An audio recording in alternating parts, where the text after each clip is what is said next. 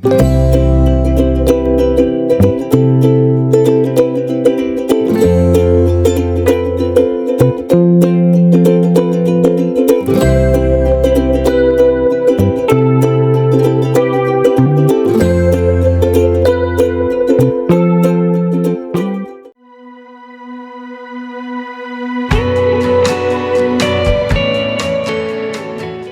বন্ধুরা, আজ উবুদ মানে সেন্ট্রাল বালিতে আমাদের লাস্ট ডে। আমরা বেরিয়ে যাব আজ নুসা পেনিদা আইল্যান্ডের দিকে। বুমি মুয়া উবুদকে টাটা বাই বাই করে বেরিয়ে পড়েছিলাম 9:30 নাগাদ। আমাদের পৌঁছাতে হবে বালির সানুর পোর্টে।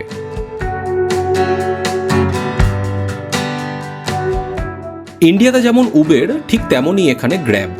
ক্যাব বুক করে আমরা ঢুকে গেলাম সানুর পোর্টে 10:30টার মধ্যে।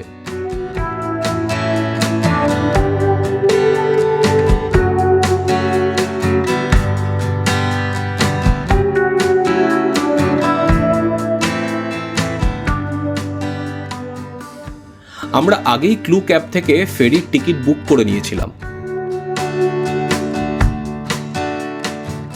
সেটা দেখিয়ে এখন ফিজিক্যাল টিকিট কালেক্ট করতে এসেছি টিকিট কাউন্টারে।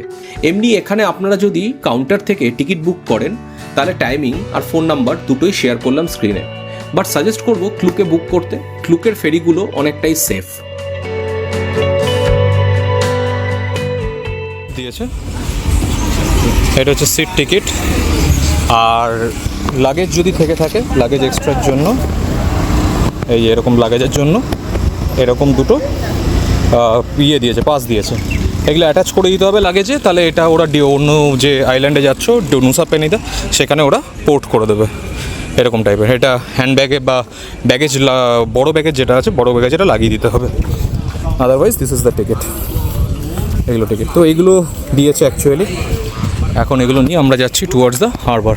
তো আমাদের 12টা নাগাদ হচ্ছে আমাদের ক্রুজ বোট।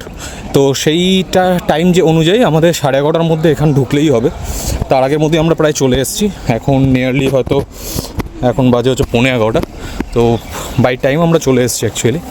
তো এখানে এখন কিছুক্ষণ ওয়েট করে তারপরে 12টা নাগাদ হচ্ছে আমাদের এখান থেকে বোট।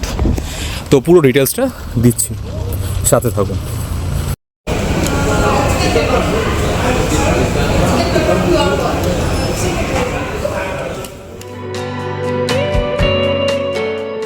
ফেরির জন্য ওয়েটিং রুমটা ওপরে, তাই এখানে টিকিট পাঞ্চ করে আমরা ওপরের লবিতে গিয়ে ওয়েট করব।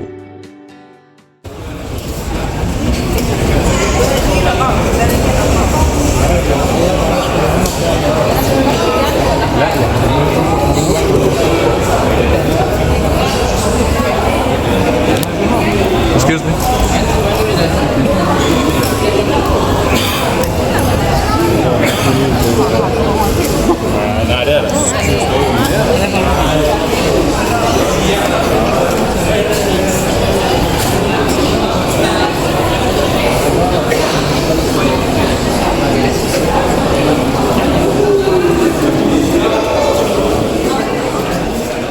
ওয়েটিং এরিয়াটা বেশ ভালো।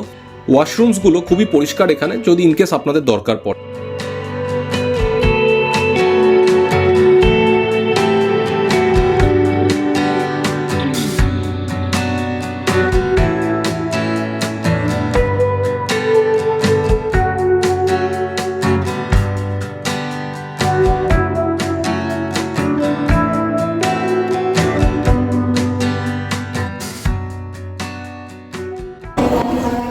আমাদের ফেরি আসতে 15 মিনিটস লেট করেছিল।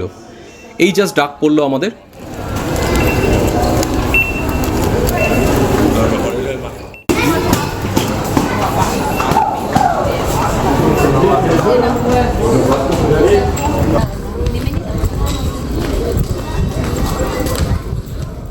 বাইরে বিভৎস গরম এখন। কোস্টাল সাইড বলে হিউমিডিটিও বেশ ভালোই এখানে।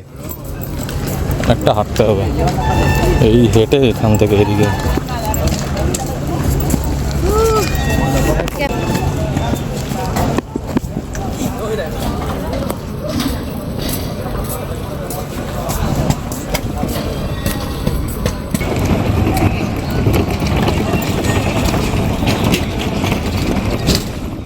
আমাদের ডগ ট্যাগগুলো কালেক্ট করে নিচ্ছি বোর্ড করার আগে, আর আমাদের বড় লাগেজগুলো আগেই জমা করে দিয়েছিলাম।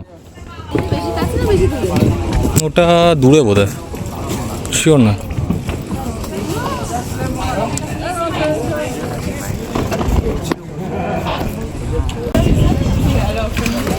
না না, ব্যাগ ওপরে, ও ব্যাগ রাখার পুরো জায়গাটাই ওপরে। Mais bien, finalement, on a trop parlé. ঢোকো ঢোকো ঢোকো, তুমি আগে যাও, দাদা আমাকে।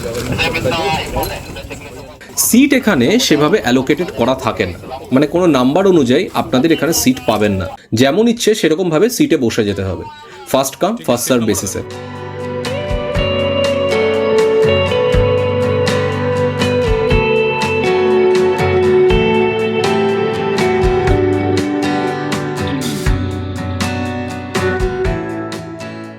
এই ফেরি জার্নিটার ব্যাপারে আগে আপনাদের একটু বলে রাখি, এই জার্নিটা কিন্তু আপনাদের খুবই চাপের হতে পারে।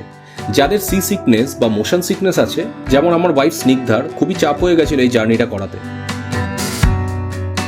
কেননা একটু বাদেই বুঝতে পারবেন, যখন হাই স্পিডে ফেরিটা ট্রাভেল করবে বড় বড় ঢেউয়ের ওপর দিয়ে, সেই সময় ফেরি ভয়ানকভাবে দুলতে থাকে।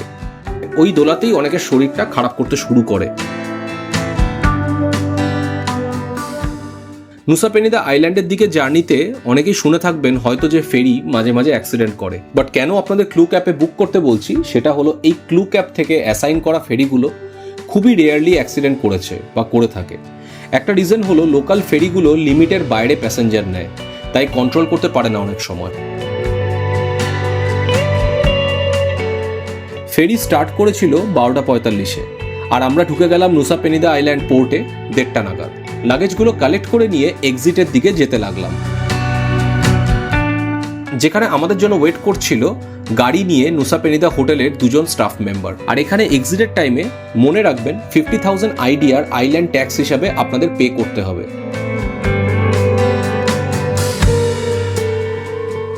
আমরা হোটেলে আগেই কথা বলে রেখেছিলাম, তাই এই গাড়িটা করে যেটা আমরা নুসা পেনিদার আইল্যান্ড থেকে হোটেল অবধি যাচ্ছি সেটার জন্য চার্জ করেছিল 2 লাখ IDR।